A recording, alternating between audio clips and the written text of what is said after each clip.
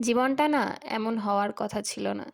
যত দিন যাচ্ছে, যত বয়স বাড়ছে, যত বুঝতে শিখছি, ততই বুঝতে পারছি যে কেমন যেন হয়ে যাচ্ছি। কাছের মানুষগুলোর থেকে কেমন যেন দূরে সরে যাচ্ছি। যারা ছিল সবচেয়ে আপন, সবচেয়ে কাছের নিজের মানুষ, তাদেরকেই যেন আর চিনতে পারছি না। কেমন যেন আলাদা, আলাদা হয়ে যাচ্ছি। কথা বলার মানুষও খুঁজে পাচ্ছি না। নিজেদের মানুষদের সঙ্গে মন খুলে সেরকমভাবে আর কথাও বলা হয় না। নিজের মধ্যে কেমন যেন হারিয়ে যাচ্ছি। কেমন যেন একটা হয়ে পড়েছি আজকাল। এখন মাঝে, মাঝে মনে হয় কেমন যেন বড় হয়ে গেলাম হুট করে। যখন ছোট ছিলাম তখনই ভালো ছিলাম। কোনো কিছুর মানে বুঝতাম না। ঝগড়া, মারামারি, খেলাধুলা এই দিয়েই কেটে যেত। তখন কে আপন, কে পর, কে ভালো, কে খারাপ এসব কিছুই বুঝতাম না। এখন যখন বুঝতে শিখলাম মনটা খারাপ হয়, মাঝে, মাঝে কষ্ট হয় আর সবশেষে মনে হয় একা থাকাই ভালো।